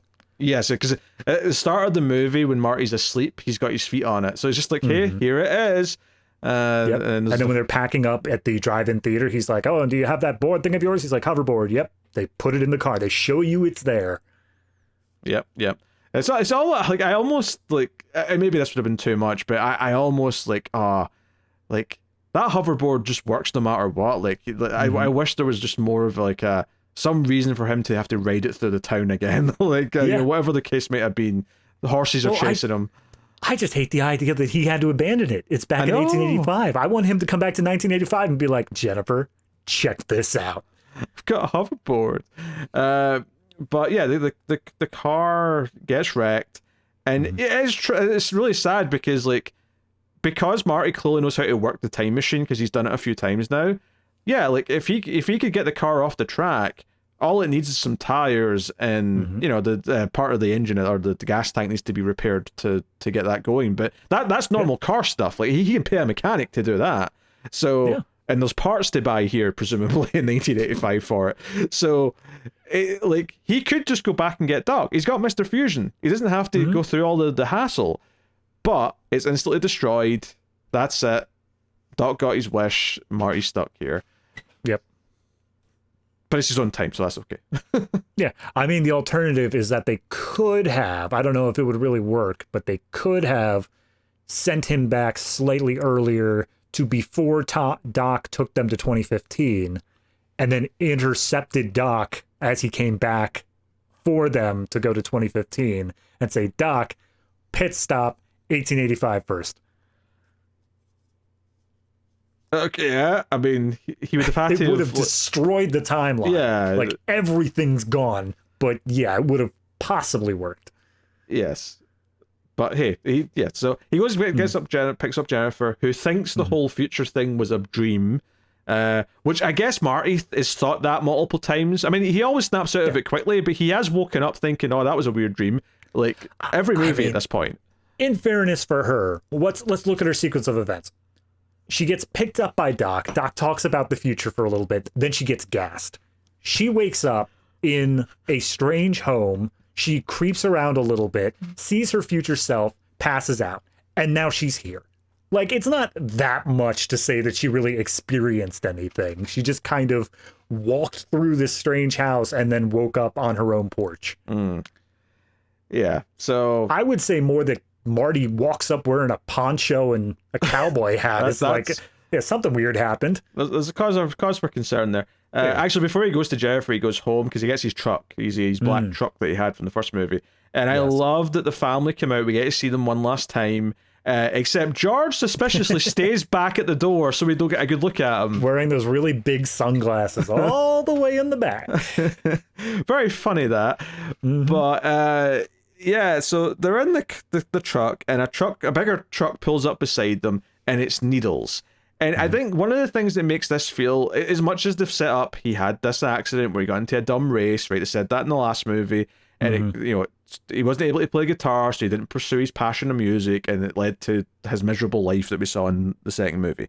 Right. As much as they set that up, I like Needles being a character he knows as a teenager feels so out of nowhere that it irks me. It's like where was Needles? Because he shows up and he starts acting like Biff or whatever, and I'm like okay, I know who this is because I remember him from 2, but like this type of like version of him, it just feels so I don't know. Just if they had any sort of ability to know that the second and third ones were coming, I can tell you exactly where they should have put Needles in the first one. In the high school when he's there, the Battle of the Bands. He screws up. Rival, he goes off stage, and Needles passes by, being like, "Good job, McFly. You really screwed it up."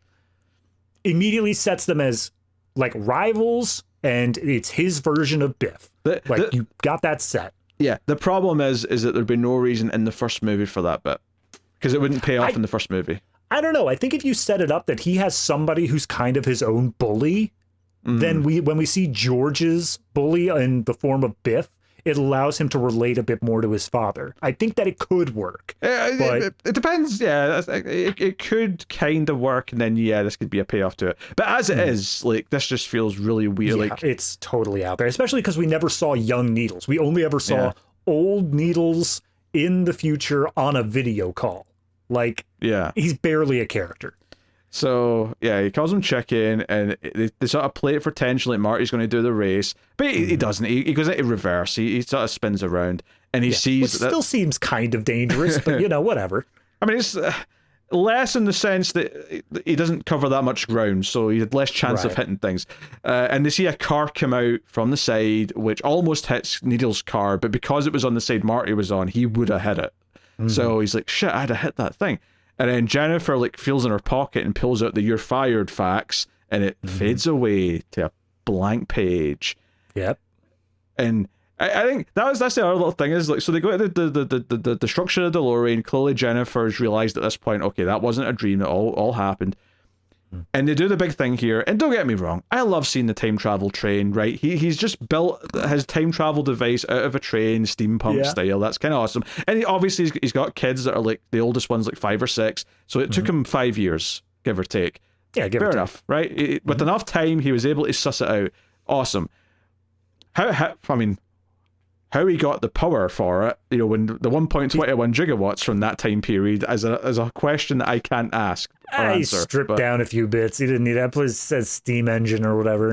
Sure, whatever. Runs on Steam. It does say it runs on Steam, so I don't know. Maybe he's got a more efficient flux capacitor now. I don't know. Yeah. Anyway, so this thing happens, and there's a moment here where Jennifer comes in and says, "Hey, Dr. Brown, this paper said you're fired and now it's been erased.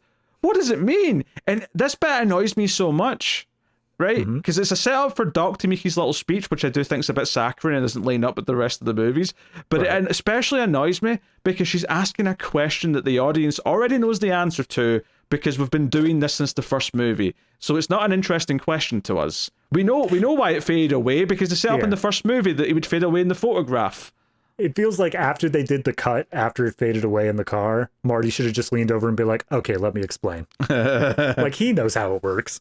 Oh, here's a question. Did you notice the finger in this scene? Thank you. I was going to bring it up.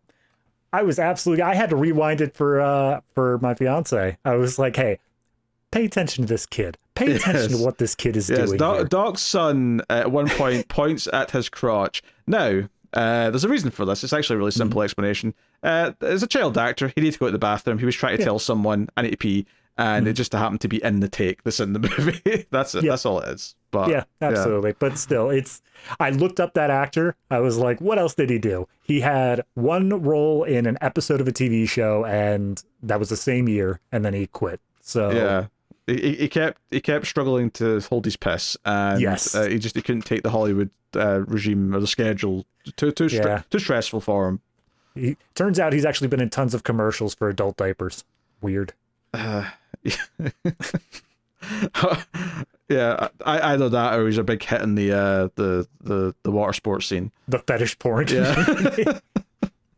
Absolutely. Every single time he gets up on stage and he just goes, point. Anyway, so yeah, I mean, don't get me wrong, I don't mind seeing that Doc's had a happy ending, that he's got kids, but his little speech about the future's whatever you make it, like, I get, I like the sentiment, but it just doesn't fit with how time travel's worked in these movies. I don't know. I like it, I think, a little bit more than you do, because I think it's kind of this idea that Doc has realized, like, there are more important things than, like, maintaining the timeline or anything like that. And it's this family that he's built. He comes from the past, and he's, the whole reason it seems like he even showed up here was just to basically come up to Marty and be like, hey, I got you a gift. I wanted to show you I made a time machine. We're still good. And then he just takes off again. Like, it's this idea that there are more important things than just, you know, being careful about the timeline and making sure you don't change anything. Like, it's about going out and finding the things that are going to make you happy. And like, you know, the future's always able to be changed. Don't feel like you're stuck in one particular way of doing that. I think there's something to it. That being said, I think that it doesn't quite do a good enough job. And I will honestly say this for the first Back to the Future movie as well, of showing that evolution in Doc. I think that the first movie, the idea that he's like, what's his justification for taping the letter back together and like being able to read that he's going to get shot? He literally just says, what the hell? Like, that's his justification. And I'd say same in this movie, where he goes on all this stuff about, you know, I don't want to mess with the timeline. This is a mistake. We can't be doing this. But then he just does anyway. And then he comes out and says like, yeah, I've learned a better moral. Like, it could have shown a little bit more of a slow change there for me. Yeah. Just, you know, it's the part here at the end. I think the train stuff's a lot of fun. I think Marty and Doc are still super endearing throughout the entire movie. There's a couple of jokes that don't quite work. There's a couple of like we're going to recreate this moment from the first movie or not even just the first. Sometimes it's one thing that's been in all three. Right. A couple of them feel a bit forced. Most of them feel pretty well done in terms of being, hey, because you're almost anticipating that, okay, we need to see the version of like Biff coming into the saloon or the cafe in this time period. We have to see the version of this in this time period. You know, like that's part of the fun and kind of waiting for them to pop up, because after 2 movies, now it's something you're expecting, right? You don't know where you're getting to 2 that they're going to do these little recreation moments and they're going to sort of have these little cues to say, hey, every time period is the same. Life's a cycle. Every generation makes the same mistakes. Every generation does blah, blah, blah. And I think that works. So when you get to the third one, at this point, it's an expectation where you're kind of excited to see some of these little new versions of things you have before. But that said, though, some of them do feel a little bit forced. Mainly, I'm thinking of the waking up and the farm and all that. So. Yeah, I mean, that just comes from the fact that plot's not fleshed out enough. I think if you really made them integral characters in some way, then that would not nearly be as much of a problem. Yeah, so... No, I like the problem solving. I like the thing they have to fix and how they fix that problem, like the train, all the theorizing and the attempts before the train. I think Doc's romance is fairly solid and works, and it's a nice payoff because it's something that character just did not, you know, like, because the first movie was all about Marty obviously had his girlfriend from the future, but it was all about him trying to like fix up his parents and like deflect his mother being into him. So in a way it was still about Marty's love life, even though it was the love life he didn't want.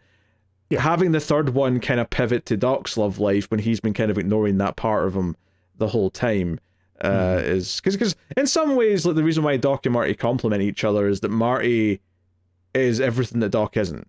He cares about the things that Doc doesn't focus on. And that's kind of the role that he fills in his life. He fills in those gaps. But ultimately, Doc has to find a romantic partner to really completely fill, you know, all those things that are missing in his life. Maybe not like an intellectual equal, but at least somebody who shares the same like passions and hobbies of science and such. And she does. You know, the second he says science and he tries to walk that back, as most people in this time period will balk at the idea, she's like, science? Oh, my panties are wet. Like pantaloons back then, Peter. Oh, sorry. But yeah, that's basically her reaction. She's like, science? You know, science? I love science. I actually, when I was pitching this to my fiance, because she has not seen these movies beforehand, which what? I know. It was a hurdle for our relationship, but I was like, this is the one where like it's Old West. And the conflict is Doc needs to get laid. That's more or less what we're going with here. And she's like, okay, all right, I get it. Did she like the movies at least? Oh, yeah, no, she enjoyed them. She absolutely. I mean, I think a lot of 2 probably went over her head a little bit, but that was mainly just because I was sitting there like, shut up. I don't want to try to explain it right now. I'm enjoying the movie. I thought it was going to be the opposite. I thought you might have ruined it because you were trying to over-explain it because you were too excited and you were making it sound more complicated than it needs to be. Because you've got a habit of making things more complicated than they need to be. Sorry, I have an analytical mind, Peter. I'll try to bring it down to your level next time. I'm just saying that sometimes a showman has to know the audience that is being entertained. Yeah, exactly. You know, I've been looking at the comments on the top 25 of the 80s that we put out.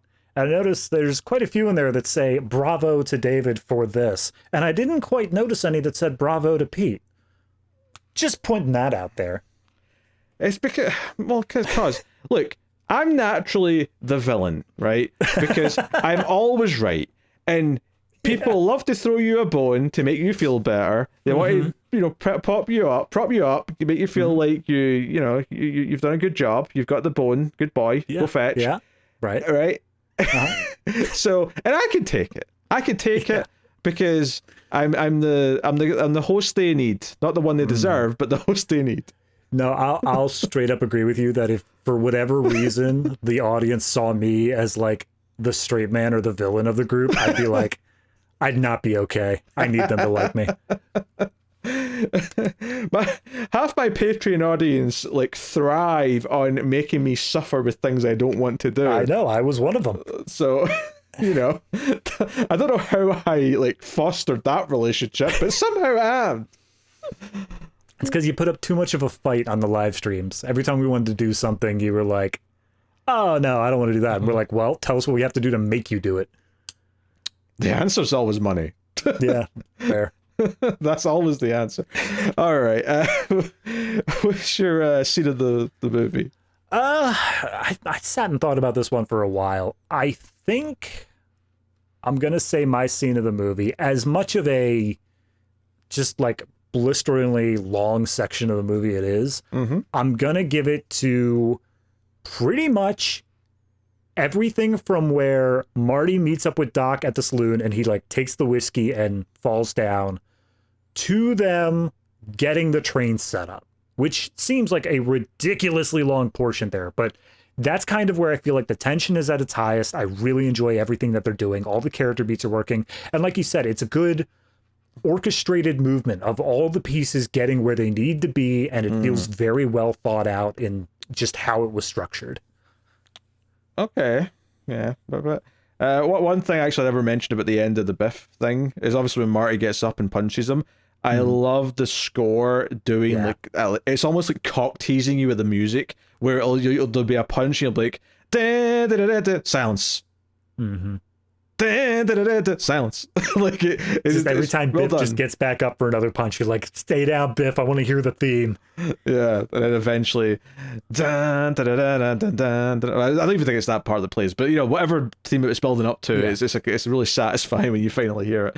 As for I don't know, it's a tough one. My scene of the movie, because I think there's some really nice stuff early on, because so much of the first act is about Marty and Doc's like relationship and like Marty wanting to go save his friend and then insisting that he's going to because he needs to, and saying goodbye to 50s Doc, meeting original 80s Doc.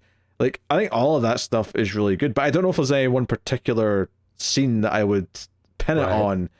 And then obviously all the train stuff satisfying, the shootout satisfying. I will go, it's a little bit of a cheat because it's technically not a scene, but I'll go with the montage of how do we get the car up to 80 miles per hour, ending with like hearing the train come in. I know it's technically it's a montage, so it's multiple scenes, but it's kind of one little package of a thing. Oh so, yeah, no, I'd say that's all one scene. Just one other tiny little thing I need to mention. The song that is playing at the shindig. Yes. Like the da da da da, that song. Back in like 2013 or something like that, 2012, I got that song stuck in my head and I had no idea where it came from. It was baffling me. I was like, what is this song? And then fast forward to 2015. I'm rewatching the movies, obviously, in 2015. And that song starts playing and I'm like, thank you, Jesus Christ. That's been bugging me for years. Actually, I was in the shower today because I knew I was watching this movie. The music, it's in this movie as well, but it's the music that plays in the trailer for it at the end of 2.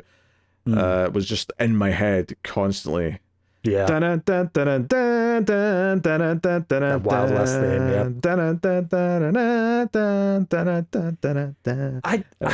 We don't give Silvestri enough points. He's got a really good catalog. He's got a lot of generic stuff as well, but yeah, he's got the Back to the Future trilogy, he's got Predator, he's got a few other bangers that, really... I'm pretty sure he was in charge of the Avengers theme. Avengers was him as well, and that one lasted a lot, like the entire MCU at this point.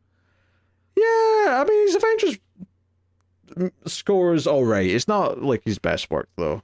No, but at least it's notable. Like, the Avengers theme when you hear it. That's true, yeah, and there's a lot of modern scores that don't have that. I mean, not that all scores should, but superhero movies should. Superhero movies should have a main theme where you sort of, like, associate it with the character. And if it doesn't, it's kind of a whiff to me. Anyway, what is your MVP of the movie? I think we said this in the second one. Last movie definitely had Biff. I think the first movie is pretty clearly Marty. This one's going to round it out. It's Doc. This is Doc's movie. He absolutely gets the most going for him. He's got a bunch of funny moments, and he's just, I think out of all three movies, this is where he most solidly becomes a character that we can root for on the same level as Marty. Yeah. Seeing him be flustered with the potential romance, seeing both the 50s version's reaction to what's going to happen to the older version of him, the original version's reaction to Marty being there, the panic of trying to get the car up to 88 miles an hour, like the drunk stuff where he all of that is just extremely entertaining. Yeah, it probably does. Like, it's not like a massive landslide to Doc in the same way that it wasn't a landslide to Biff in the second movie or a landslide to Marty in the first. Well, maybe it wasn't landslide in the first movie, but I think in the sequels it's definitely a lot closer between the primary characters. So, and shout out to Mary Steenburgen for being the because 2 never really had like a big new character, right? Not really. No, I wouldn't say so. Yeah, but this one does. This one has someone who becomes like a prominent character. So yeah. So it's just shout out for fitting into that role, all right. The only other way I think it could be structured, and it'd be so much weirder, is if they did the thing where Jennifer became the mom in the 1885 plot, but then take Leah Thompson and make her the Doc interest to show like the similarities of them in some way. It'd be so weird. Yeah, I feel like the question is being raised there. Yeah. Would be, what you're saying, Doc might end up being Marty's like great grandfather because he bangs Leah Thompson's like ancestor. Yep, exactly. I should say Lorraine's ancestor, but you know what I meant. Yeah. Okay, all right. So yeah, Christopher Lloyd's getting the kudos. All right, what are you rating Back to the Future Part 3? Oh, this one is actually tough for me. So I gave the first 2 perfect 10s because I genuinely 100% believe that. This one, it's tough because I don't think it's at a 10, but the question is, do I still think it's above a 9? Do I still think it's in that 9 range? And honestly, I think it is, but just barely for me. I think there is just enough in this where it is kind of, what I liked about Back to the Future 2 is the way that it plays with the time travel stuff. This one dials that back. It's much more of an action adventure sort of film. And it works. It is solid on its own right, but it's not quite that exact thing I was looking for that I got from 2. So I think this one is just going to get a solid 9 from me, but that's still, absolutely amazing compared to most trilogies to be able to get that out. Yeah. Yeah, I'm not going to run a 9 for this, I don't think. This is still a great score. I'm going with an 8 out of 10. There's a lot more kinks in the armor in this one. We said there was a few kinks in 2. Obviously, you still give it the perfect score, but you did agree with me. There's a few, just slightly imperfect things in the script. Tiny. Right. Itty bitty. Right? Whereas this, I think, there's a couple of things I actually just don't like, right? I don't like the McFly ancestors. I think the coda's a bit, like, slapdash, and it's like they sort of threw it together in a couple of days, but they didn't realize they had to film it. Yeah, but here's the thing. I can't think of how else I'd want it to end. Like, I don't have a better ending in mind or even something else I'd want to see. Like, this kind of seems like the only option. But maybe No, that's just because it's so built into my head of that's how it ends. No, I disagree. I think you do. The ending is, Marty goes to get Jennifer, right? If you do the car chase thing, you do the car chase thing.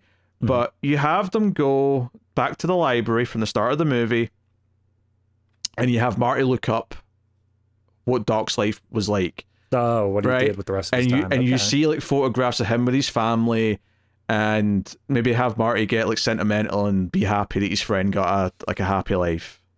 Have it be like an Old Town book or whatever, something like super dusty of like the history of Hill Valley. Yeah. And Doc knows that nobody else is going to be reading that book except for Marty, so he hides a note inside of it.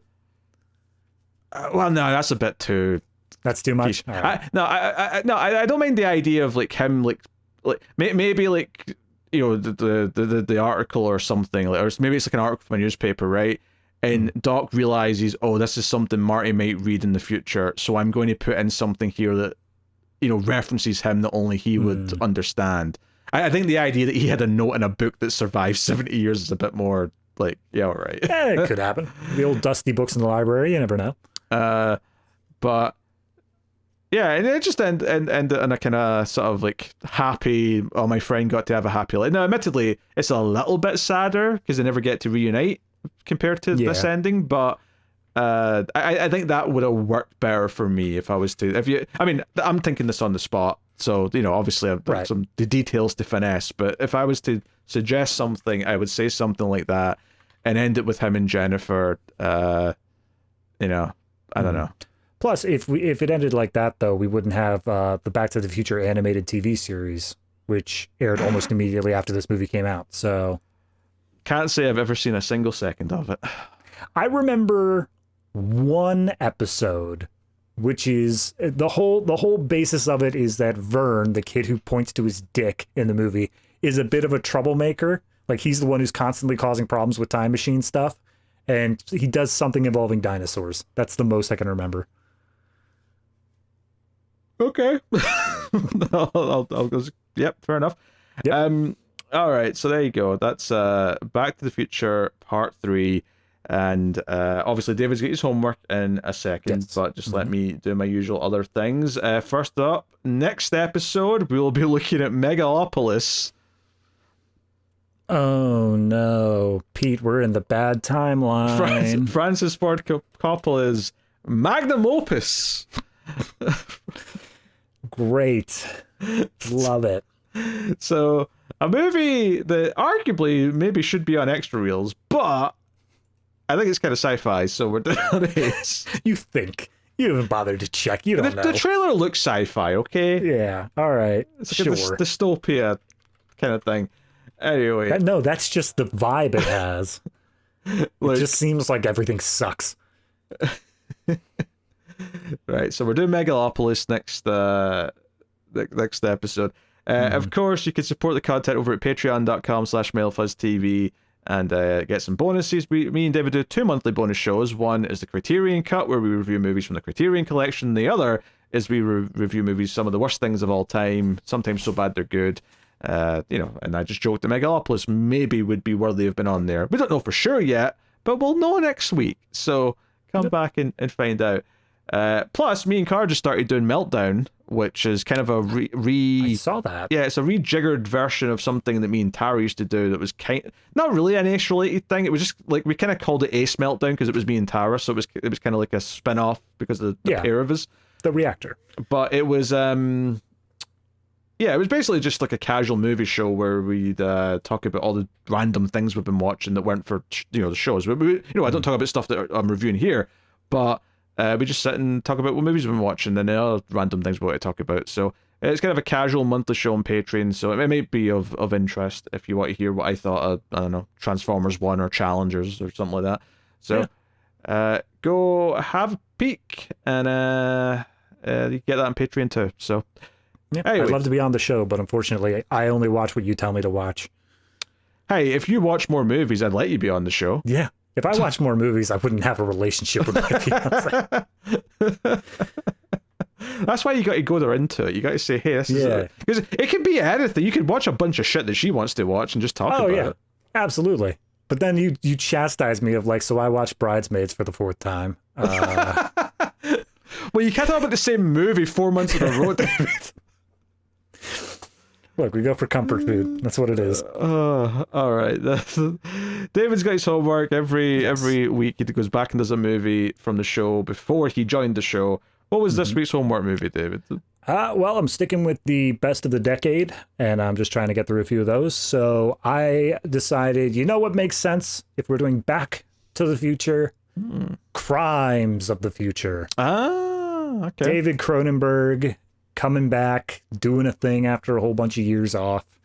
And I want to preempt it with, this is not a plot movie. This is Cronenberg has some thoughts on the way that humanity is and would just kind of like to state them in a meditative sort of way. And I will give him credit.